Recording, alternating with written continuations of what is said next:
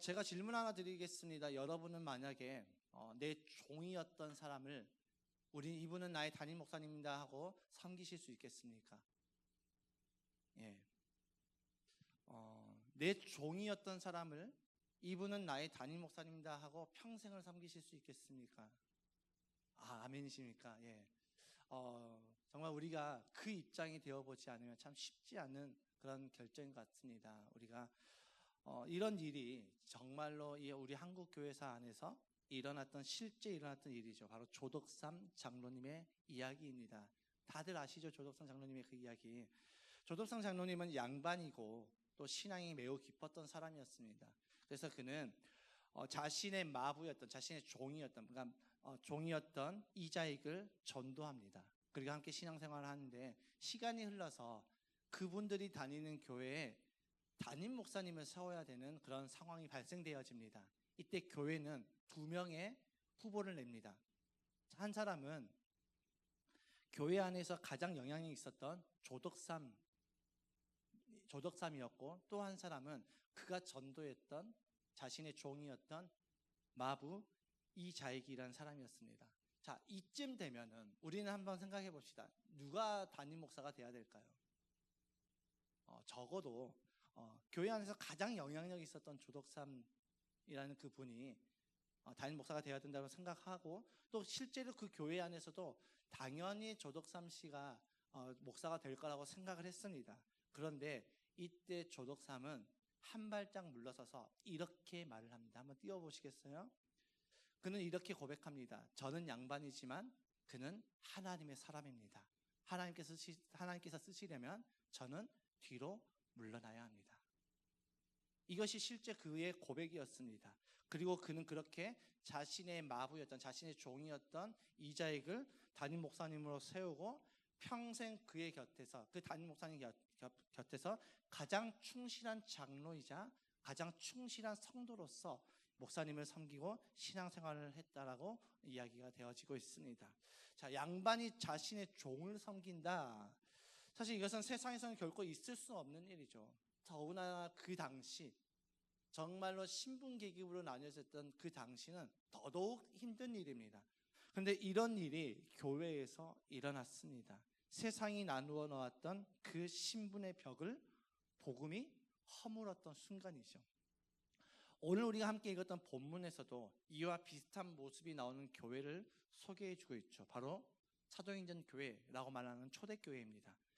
초대교회는 유대인과 헬라인, 그리고 주인과 종, 부자와 가난한 사람 등 수많은 사람들, 여러 계층의 사람들이 몰려들었던 그런 상황이었죠. 그러니까 딱 봐도 어때요? 하나가 될 수 있는 교회입니까? 세상적으로 봤을 때, 우리가 그냥 일반적으로 생각했을 때요. 부자와 종, 헬라인과 유대인, 부자와 가난한 사람, 그러니까 유대인과 이방인, 그리고 주인과 종, 부자와 가난한 사람, 이렇게 서로 반대되는 양극에 있는 사람들이 모여서 있는데 하나가 될 수 있는 그런 요소가 하나도 없습니다. 다양하고 전혀 어울리지 않는 그런 사람들이 모여 있었던 교회였죠. 그런데 성경을 우리가 오늘 읽어보니까 그들이 함께 모여서 한 식탁에서 떡을 떼었고 함께 예배를 드리는 예배 공동체가 되었다고 말씀하고 있습니다. 출생도 달랐고요, 신분도 달랐습니다. 계층도 달랐습니다. 이 사람들이 오늘 본문의 말씀을 보니까 이런 사람들이 모여서 진짜 한 가족을 이루었다라고 말씀하고 있는 것이죠. 그러니까 우리식으로 좀 더 쉽게 우리가 이해하려면 일제강점기 시대 때 한국 사람과 일본 사람이 모여서 함께 둘러앉아서 한 식탁에서 떡을 떼고 함께 밥을 먹고 삶을 나누는 그런 공동체를 만들었다라는 것이죠. 불가능한 일 아니겠습니까? 일제강점기 시대 때 내 원수잖아요. 그러니까 그런 사람들과 함께 공동체를 이루었다는 말과 같은 것이죠. 당시 초대교회는 성도들이 모여서 단순하게 예배를 드렸고 떡을 떼는 데서 멈추지 않았죠. 오늘 본문의 말씀을 보니까 그들은 자신의 물건을 서로 통용했다, 함께 공유하고 자신들의 재산을 팔아서 가난한 자들, 필요한 사람들에게 나누어 줬다라고 말씀하고 있습니다. 여러분, 인간은 끊임없이 자신의 소유를 채우려고 합니다. 끊임없이 자신의 소유를 채우고 자신의 부를 늘려가려고 합니다. 이것이 인간의 본성이죠. 그렇기 때문에 어떤 사람이 교회를 다니는데 교회 안에서 자신의 물건을 나누지 않고 공유하지 않고 자신의 소유를 지키고 자신의 재산을 팔지 않는다고 해서 그 사람을 향해서 손가락질하는 사람이 없겠죠. 당연히. 여러분, 우리 교회에 다니시는 분이 너는 왜 너의 재산을 팔아서 나눠주지 않아? 라고 말하시는 분 혹시 계십니까? 없잖아요. 그렇죠? 당신 집 팔아가지고 다 나눠줘야지. 당신 집 팔아서 당신은 어떻게 살든 상관없이 집 팔아서 그걸 가지고 우리 교회에 필요한 사람들 다 나눠줘야지 라고 말을 하시는 분 한 사람도 없잖아요. 그렇죠? 그렇다고 해서 그것을 하지 않는다고 해서 누구 하나 우리에게 손가락질하지 않습니다. 심지어 이 당시 초대교회 성도들이 살고 있었던 그 나라에서조차 그런 일들을 그들에게 강요하지 않았다는 것이죠. 그런데 놀랍게도 당시 초대교회 성도들은 이런 일들을 누군가의 강요에 의해서 선택해서 했던 것이 아니라 자발적으로 이 일들을 행했다라고 이야기하고 있습니다. 여러분, 우리가 글로 읽으니까 너무나도 쉽게 받아들일 수 있습니다. 글로 읽으니까 그랬나 보다 라고 생각되어지겠지만, 내 물건을 팔고 내 물건을 나누고 내 물건을 팔아서 내 재산을 팔아서 남을 돕는 일은 쉽지 않은 일입니다.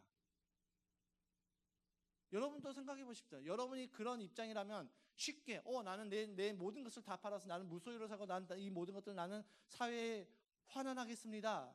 쉽지 않은 결정이잖아요. 그렇죠? 가끔 가다 보면 우리가 세상에서 그런 소식들이 들려지는데 참 그런 소식들이 들려왔을 때 많은 사람들이 그 사람들 향해서 리스펙을 합니다. 왜요? 쉽지 않은 일을 결정했기 때문이죠. 내 재산을 팔고 내 물건을 나누고 남을 돕는 일, 이것을 결정하는 것은 쉽지 않다는 거죠. 그런데 초대교회 안에서는 이런 일들이 너무나도 자연스럽게 일어났다고 이야기하고 있습니다. 너무나도 자연스럽게 일어나는 공동체였다는 것이죠. 세상이 보기에 이해할 수 없는 공동체였죠.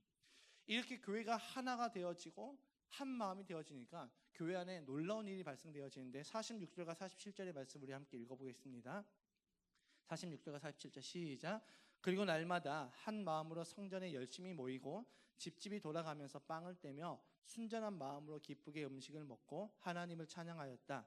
그래서 그들은 모든 사람에게서 호감을 샀다. 주님께서는 구원받는 사람을 날마다 더하여 주셨다. 여러분, 초대교회 구성원들은 도무지 하나가 될 수 있는 구성원들이 아니었습니다. 서로 반대되는 입장에서 양극화된 사람들이었죠. 그런데 그들이 모여서 하나 될 수 없었던 그 사람들이 모여서 하나가 되니까 세상이 깜짝 놀랍니다. 세상이 교회를 향해서 손가락질하지 않고 뭐라고 말씀하냐면 세상으로부터 호감을 샀다라고 이야기하고 있습니다. 그리고 하나님께서는 그 교회에 구원받는 사람을 날마다 더하여 주셨다라고 말씀하고 있죠. 그러니까 구원받은 사람을 더하여 주신 것이 아니라 구원받는 사람을 더하여 주셨다. 어떤 사람이에요?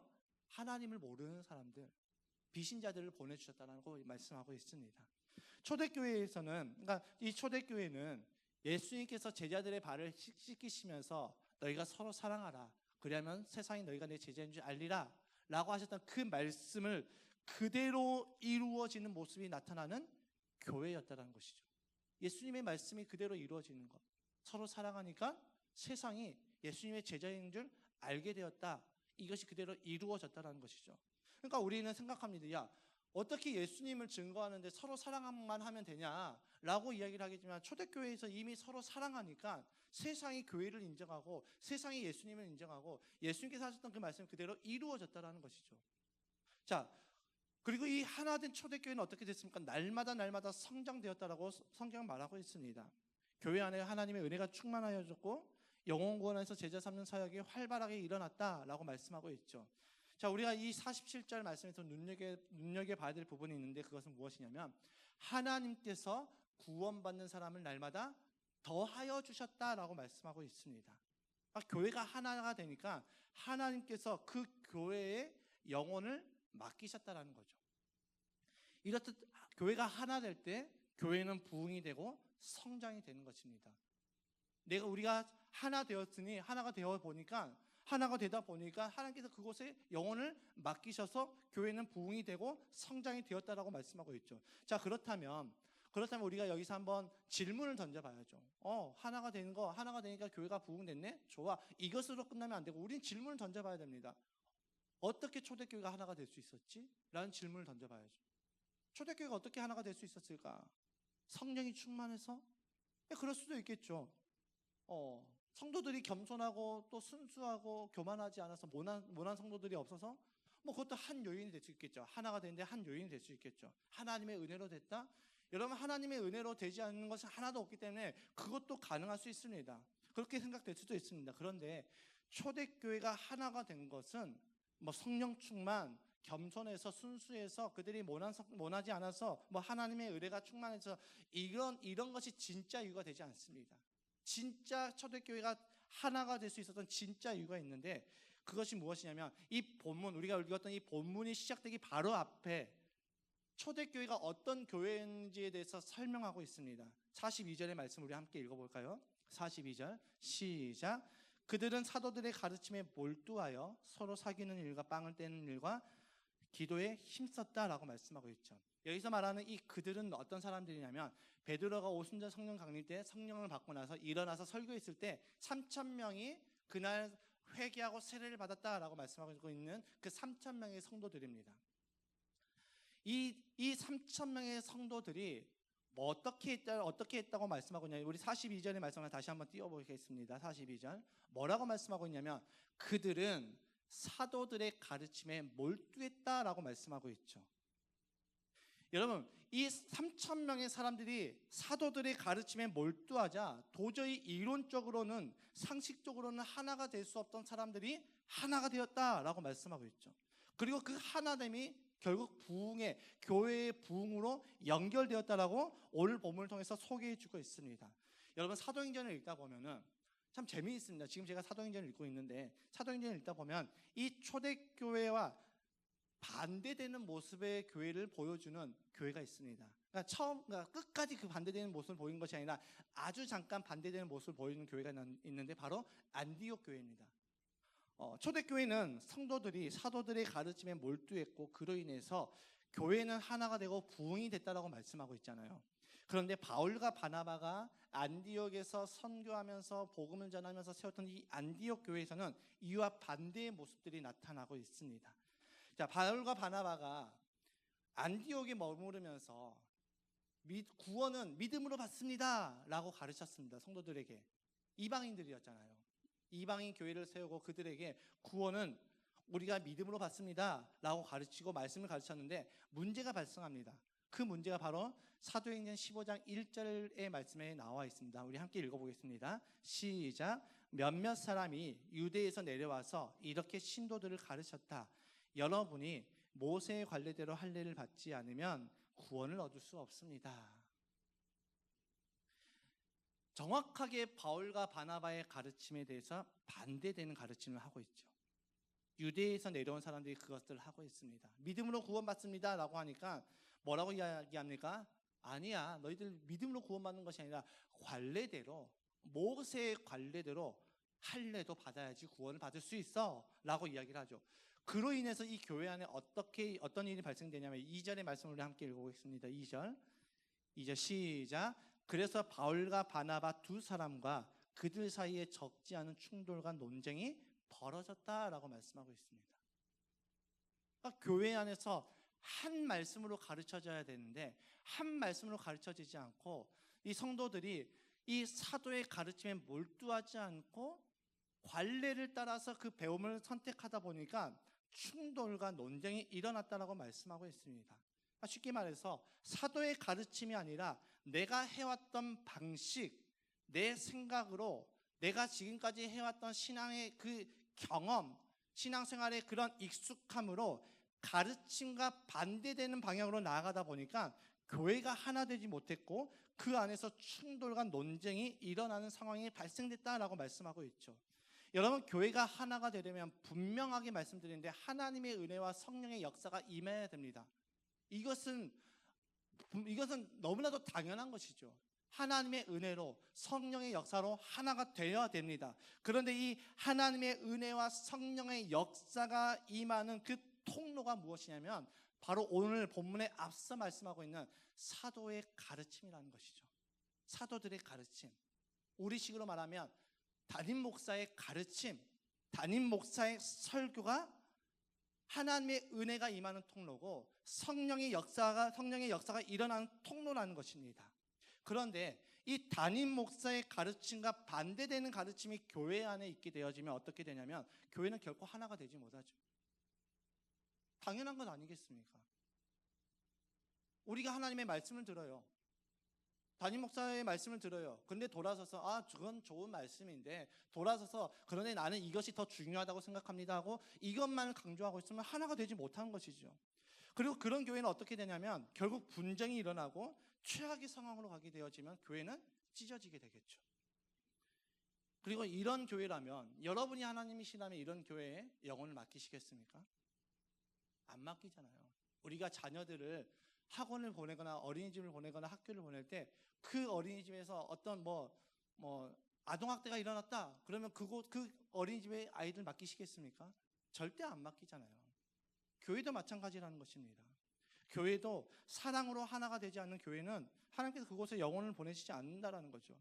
여러분, 초대교회의 부흥은 공동체가 사도의 가르침에 몰두한 것으로부터 시작이 되었습니다. 하나됨은, 그런데 이 하나됨은 무엇이냐면 우리의 노력 혹은 어떤 신비한 역사로 일어나지 않습니다. 오늘 우리가 이 설교를 듣고 그래 이제부터 하나 되어야지, 내가 하나 되는데 힘써야지 라고 마음먹는다고 해서 되는 것도 아닙니다. 우리가 마음먹는다고 해서 하나됨이 일어나는 것도 아닙니다. 이 하나됨은 어떻게 일어나냐, 우리가 한 말씀에 몰두할 때, 한 가르침에 몰두할 때 자연스럽게 따라오는 열매인 것이죠. 하나됨은 열매입니다. 내가 아무리 노력해서 맺어지는 것이 아니죠. 그렇다면 우리는 또다시 질문을 던져봐야 됩니다. 왜 우리는 하나가 되어야 되는가? 우리 왜 하나가 되어야 되는가? 교회가 부흥하기 위해서요? 그것이 아닙니다. 우리가 하나가 되어야 되는 이유는 너무나도 단순합니다. 너무나도 명료합니다. 왜냐하면 예수님께서 우리에게 서로 사랑하라고 말씀하시고 명령하셨기 때문이죠. 너희는 서로 사랑하라고 명령하셨습니다. 부탁하신 것이 아니죠. 예수님께서 우리에게 너희는 서로 사랑하라 라고 명령하셨기 때문에 우리는 하나가 되어야 되는 것이죠. 자, 예수님께서 이제 죽으심을 앞두시고 요한복음 17장에 제자들을 위해서 하나님께 기도하는 장면이 나옵니다. 이때 예수님께서 어떻게 기도하냐면 그들, 곧 제자들이 하나가 되어야 세상이 아버지께서 나를 보내신 것을 알게 됩니다 라고 기도하는 대목이 있습니다. 요한복음 17장에 보면 우리가 이것은 뭐냐면 우리가 하나 될 때, 저와 여러분, 우리 백합교회가 하나 될 때, 예수님은 우리가 하나 될 때 세상은 이 교회를 바라보면서 예수님은 하나님의 아들이시다라를 인정하게 된다는 것이죠. 크리스찬이 하나 되어질 때 세상은 그 크리스찬들을 바라보면서 예수님은 하나님의 아들이시다라를 인정한다는 것이 이 예수님의 요한복음 17장에 나온 예수님의 기도의 내용이라는 것입니다. 이 관점으로 보게 되어지면 초대교회가 부흥된 것은 정확하게 보게 되어지면 그들이 사도의 가르침에 몰두하여 하나됨으로 그 교회를 바라보는 세상이 예수님을 인정하게 되므로 초대교회가 부흥되었다는 것이죠. 그러니까 사도의 가르침에 몰두하다 보니까 그들이 하나가 됐어요. 그 하나된 모습을 세상이 보니까 정말 예수님이 맞는구나. 정말 예수님이 하나님이 보내신 자가 맞구나 라를 인정하고 그들이 이제는 그 예수님을 인정하고 교회로 나가게 됐다라고 우리는 보게 되어진다는 것이죠. 자, 우리에게 한번 질문을 던져봅시다. 지금 우리는 어떻습니까? 나는 과연 사도의 가르침에 몰두하고 있는가? 라는 질문을 우리에게 던져봐야 됩니다. 나는 진짜 사도의 가르침에 몰두하고 있는가? 아니면 여전히 내가 익숙한 방식을 선택하고 내가 편한 대로 신앙생활을 하고 있지 않는가? 이것을 질문 던져봐야 된다는 것이죠. 우리가 하나 되는 것을 끝까지 방해하는 것은 무엇이냐면 교회의 어떤 큰 이슈가 아닙니다. 우리가 하나 되는 것을 끝까지 방해하는 것은 무엇이냐면 다른 것이 아니라 바로 나입니다. 나. 내가 생각하기에, 내가 보기에, 내가 지금까지 해왔던 것에 따르면 바로 나라는 존재가 하나됨을 방해하는 가장 큰 걸림돌이 된다는 것이죠. 나의 생각, 나의 경험, 나의 관점, 내가 중요하다고 생각하는 그 모든 것들이 교회가 하나 되는 것을 가로막고 있다는 것입니다. 여러분, 우리 백합교회가 가정교회로 전환하고 상공부를 도입하고 목장을 도입을 했죠. 산 공부의 첫 번째는 무엇입니까? 생명의 삶이잖아요. 생명의 삶. 이 생명의 삶은 단순하게 지식을 배우는 그런 산 공부가 아닙니다. 이 생명의 삶에서 우리는 무엇을 하냐면 교회의 방향성을 한 곳으로 정한 곳입니다. 하나로 맞춰 나가는 삶 공부죠.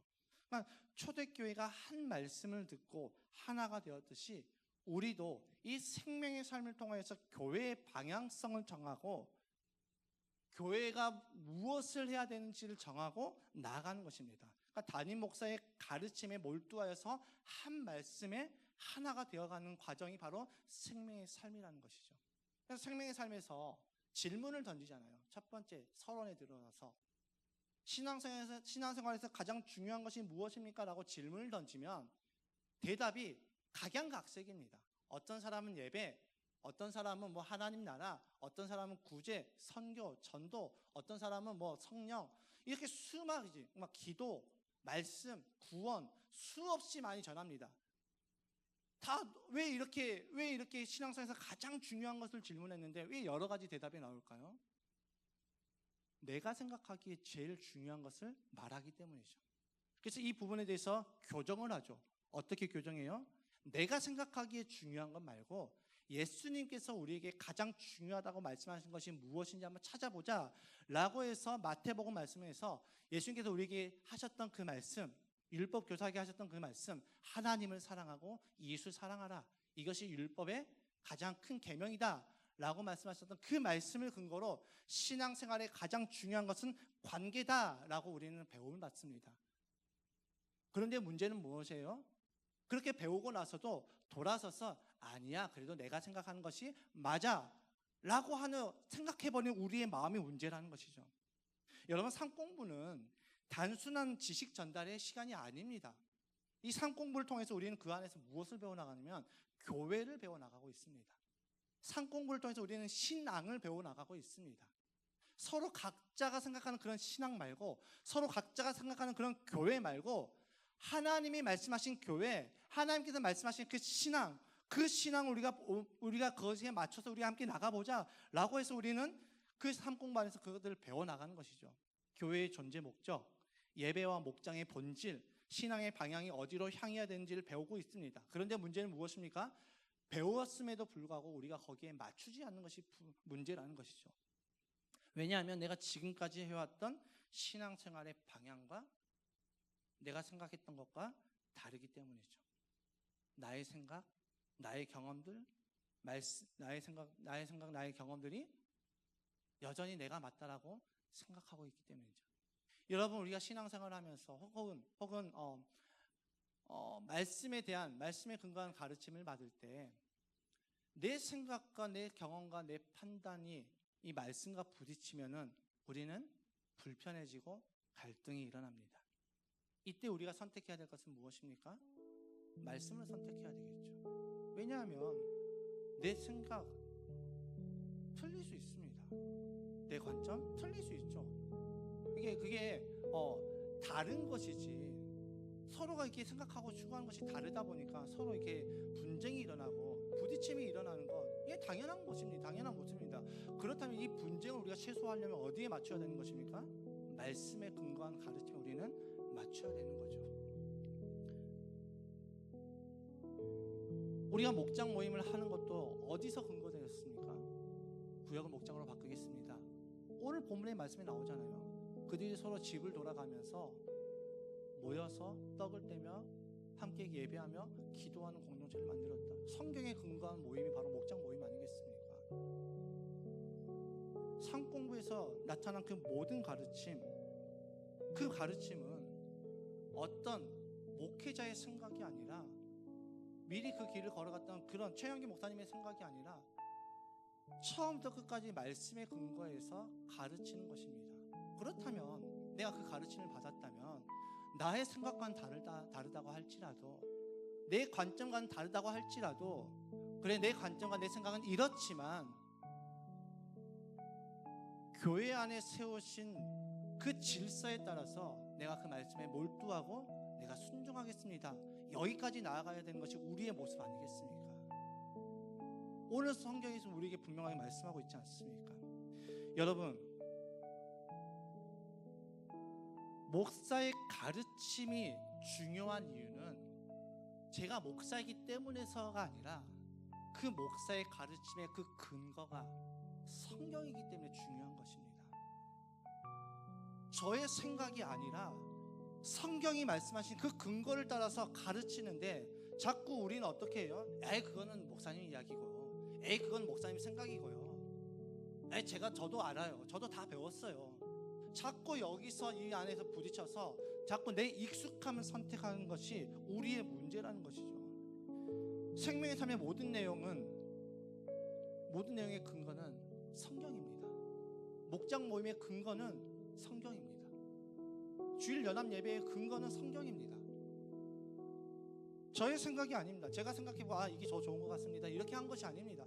성경이 근거돼서 그것을 가르치고 있는 것입니다. 그렇기 때문에 지금까지 내가 생각했던 것과 내가 해왔던 것이 다른다 할지라도 그 가르침이 말씀에 근거한 가르침이라면 우리는 마땅히 내 생각, 내 관점, 내 판단, 내 경험들 다 내려놓고 말씀에 근거한 가르침을 선택해야지요. 초대교회가 사도이기 때문에 그들의 가르침에 몰두한 것이 아닙니다. 사도들의 가르침의 그 근거가 성경이었기 때문에 초대교회 성도들은 사도들의 가르침에 몰두했고 하나가 되었다는 것이죠. 여러분, 몰두하면 불편합니다.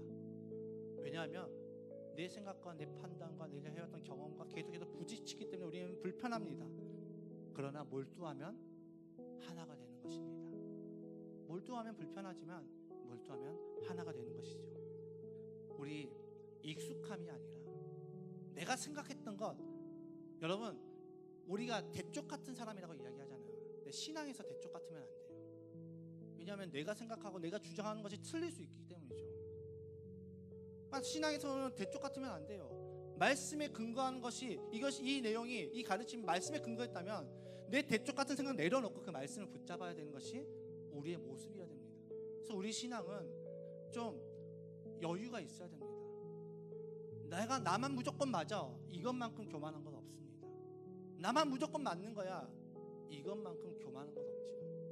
우리 말씀에 근거해서 익숙함이 아닌 가르침에 몰두하는 저와 여러분 되시길 주님의 이름으로 축복합니다. 이 시간 우리 함께 좀 기도하기 앞서 제가 예전에 했던 좀 경험을 좀 이야기하려고 합니다.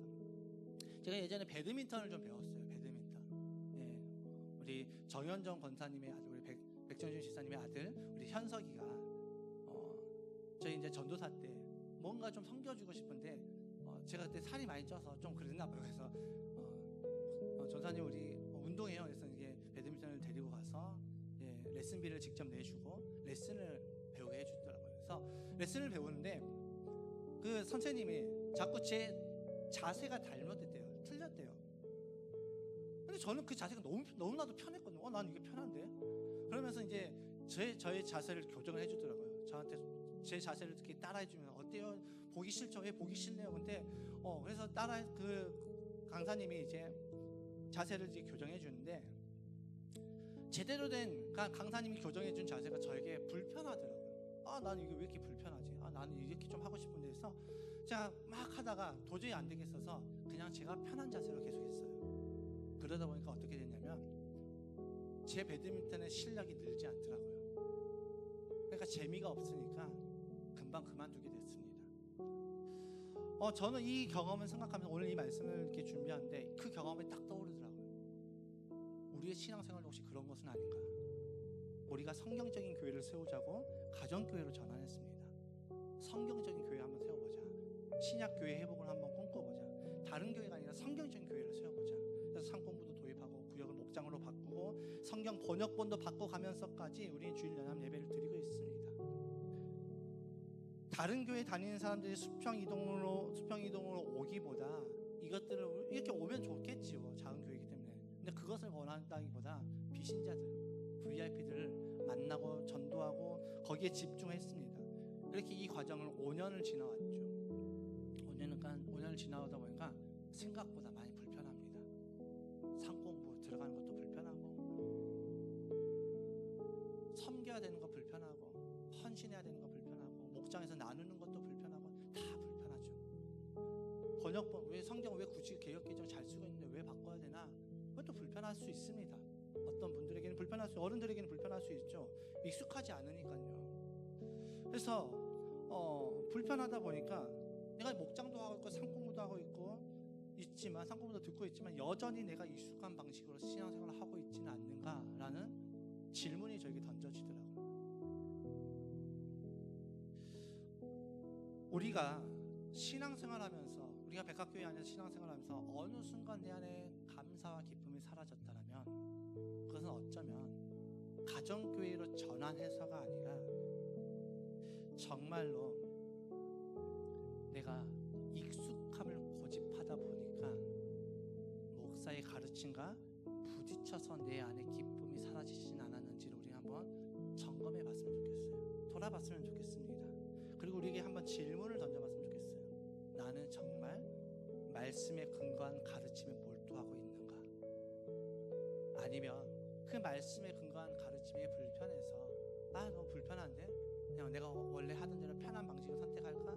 그렇게 편한 것, 익숙한 것을 선택하면서 내가 하나 되면 걸림돌이 되어 있지는 않는지 우리 이 시간 함께 되돌아봤으면 좋겠습니다. 우리가 이 시간 함께 좀 기도를 우리 함께 좀 통성으로 좀 기도했으면 좋겠습니다.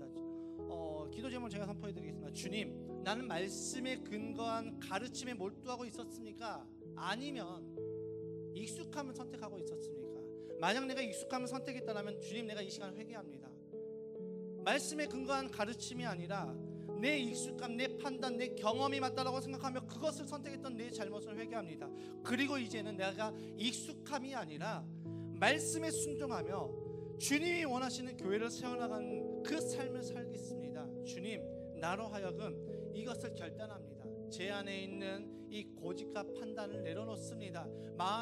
주님의 말씀이 나에게 실제가 되지 않도록 내가 여전히 내 마음, 내 관점, 내 고집을 주장하며 나아갔던 내 삶을 주님 회개합니다. 그리고 주님의 말씀에 순종하겠습니다. 이렇게 함께 좀 기도했으면 좋겠습니다. 우리 주여 3창 부르신 후에 합심하여 통성으로 주님, 우리가 정말 질문 한번 던져봅시다. 주님, 내가 말씀에 근거했습니까? 그렇지 않았다면 주님, 주님 내가 이 시간 회개합니다. 그리고 이제는 나의 고집이 아니라 나의 익숙함이 아니라 초대교회 성도들이 선택했던 그 선택처럼 사도의 가르침에 몰두하겠습니다. 우리 주여 3창 부르신 후에 합심하여 통성도 기도하며 나가겠습니다.